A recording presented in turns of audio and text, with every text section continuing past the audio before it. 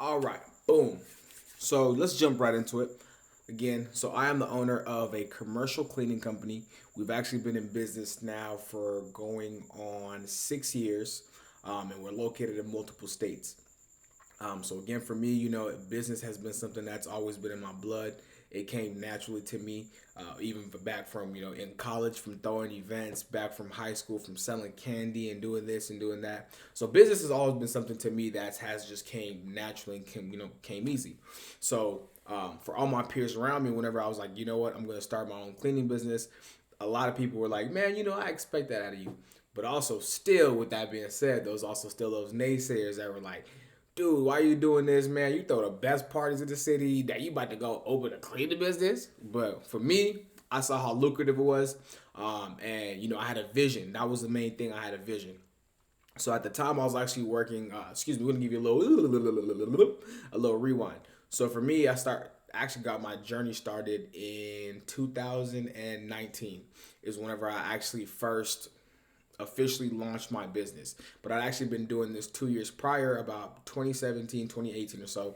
And I was actually working for a smaller company.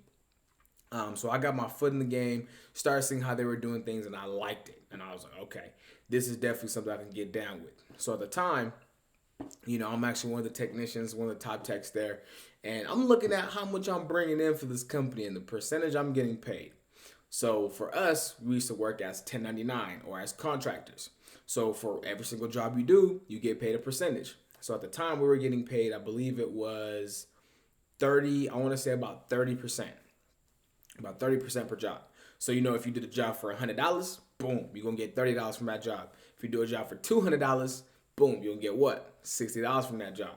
So for me, I'm like, okay, now I gotta gauge my hours because if I'm gonna go work a normal wage job, and let's say I'm getting paid $20 an hour, and back then that wasn't realistic. You had to have graduated college, have to have a degree, some type of experience in some field of whatever you're working in. So for me, I was like, okay, if I want to be paid a minimum of at least $20 an hour, let's say I'm working 8 hours a day, that's 160. Am I cool with 160 a day? Or do I want to bump it up and, get a little razzle down, give my little 200, 300, $400 a day? So for me, that's automatically how I was thinking. As soon as I heard percentage, commission, oh, bet. For me, I need to be making a minimum of at least $200 a day. That's my minimum. I don't care what it is. 200, I'll take it. So got my foot in the door, man. Start working, put in a little bit of experience. We'll put in a little bit of time to gain experience. So I actually worked with them for probably about a year and a half, 2 years before I got my business fully started. So at the time, whenever I was actually starting my business, I was very knowledgeable. I've already been in the field for 2 years, and I know how to sell at this point. So the carpet cleaning industry and the cleaning industry, at the end of the day, it is a sales game. So the better company, one with the better quality of work, yes. Um, you know, Being able to sell, two, is number one. And again, retention of clients. That's what a lot of people don't focus on nowadays is retention. So for me, I was pretty knowledgeable already going into the game. I already knew what to do and what not to do. So really getting started was like, I did have a head start. I could definitely say I had a head start. But blessed enough, I was in the field that I knew I could take off in. So launched my company, boom, we hit the ground running. Everything's going good. My first job. It's funny because I'd actually bought my first machine with, I think it was about, I want to say about $300. And the first job I did was for $450. So for me, I was like, okay, if I go pick up this machine, I have to have a job lined up because I didn't want to just go pick up a machine and then sit on it and then not know if jobs were gonna come in. And then I'm also still working for the other company, so now it's like I'm juggling a whole bunch of things at one time. So I was like, look, okay, man, if I go buy this machine, I need to know that this is gonna work. So I put out some ads before I even went and picked the machine up. So boom, put out an ad. I get a hit back immediately within, I say, about an hour. So I was like, oh, perfect. I already have my chemicals for my normal day job. Boom, let's go pick this machine up. So I go pick my machine up, get to the job. Actually, I tested it out first because I was like, you know what? I don't want to get to this job and the machine is halfway working. The vacuum's not working. The water pump's not working. So I'm like, you know what? Let me go to the house. I went to the house. I tested it out. Boom. Everything's running good. Boom. I'm like, all right, cool. Get to the job. First job. Swing out the gate. 400 out the door. I'm like, oh yeah, I could do this. I could do this. Now I got my money back and I got a little profit in my pocket. So I'm like, okay, cool. What can I do to make sure that this continues to build and grow and grow and grow? So after that first job clearing, I was like, oh yeah, that's whenever the entrepreneur bug really started. Like, really started to eat me, because again, I already had experience of like, high school, a little bit of this, a little bit of that. But at that moment then and there, that's when I knew. I was like, okay, I am a businessman because I could do this. This first idea of how I was going to market, how I was going to start this, how I was going to do everything, literally started on a napkin.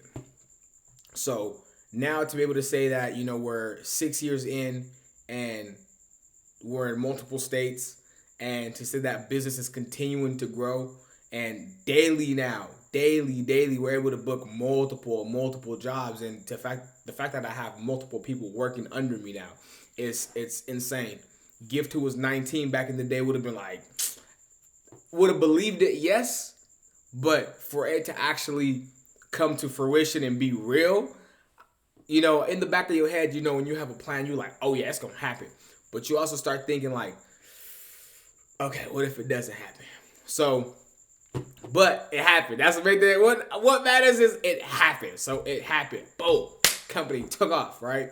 So now, we're doing different things, we're in the different swing emotions. Now, we were able to gauge the ups, the highs, the lows in this business. And now I know this business in and out like the back of my hand. So blessed enough, we've been able to build something here, within house that is a culture and a narrative and in the sense of a family that has taken off. And, we have the right pieces, the right people that are all pushing the same vision. And that's my main thing, is be able to get people on the same team that are all seeing the vision. Because again, sometimes it does get a bit blurry. It does get a bit clouded for people that don't see it. So again, there's always a position for certain people and everybody in a sense, whether it's inside your company or whether it's not. So with that being said, those are also things that I learned over time. So yeah, so now, we're full swing. We're actually going to be starting a major contract coming up within these next few days. I actually just got back from our Atlanta location about a week and a half ago. It was a 25-hour drive. So give you guys a little fill in. So we actually launched our Atlanta branch about 7 months ago. So our Atlanta branch has been, when I say the killer. If you are a small business owner and you are looking to expand, especially if you do services, any type of services that caters to people, and you are a minority, Atlanta. You will understand what I mean when you get there. People in Atlanta support and they show love. My first week touching down in Atlanta, we had already slammed out about, I said, anywhere from about 20 jobs. And I got to Atlanta by myself, not knowing a single soul. And I was like, you know what, bro? It's time to bring it back to step one, because it's different launching in, back home, or launching in Arizona where I went to college and everything taking off because, people came to my events. People know me from this and this and that. So it's different going to a new place where nobody knows you, where you have to start from ground zero. You have to put in the footwork. So it kept me hungry. So touching down in Atlanta, and Atlanta being our ground zero of, okay, let's recollect. This is our first East Coast location, and it taking off like a rocket. Atlanta's going to be one of our hubs. And I'm saying that now proudly because the love I've got in Atlanta, and I just want to say kudos, man, to people of the South. And the South has my heart. It has my heart. So being able to touch down and get genuine love from people, and again, you will run into your few bad apples and things like that. But again, if you come with genuine energy as you are, and you're looking for positivity and you're not looking for negativity, you're not gonna run into it like that. So again, what you What you think will become. Your thoughts become things. The way you move, the people you surround yourself with. So if you choose to surround yourself with those type of people that bring those negative, entities and energy around you, that's you. So if your business doesn't end up flourishing because of that, you can't blame anybody else but yourself. So blessed enough to be able to be around, genuine people that want to see me succeed as well as much as I want to see them succeed too. It definitely took my business and also my vision to a different level because I already had a vision. And for me, being on the West Coast, my vision, I definitely say, was a bit limited, because growing up in a certain paradigm, it's a sense of having a cap, or oh, the people that really get money are the drug dealers, or the people that really get money are the people that just go to school, or the people that really get money are the people that are doctors and dentists. But they don't talk about the entrepreneurs. They don't talk about the people that are starting these businesses and their businesses are actually taking off.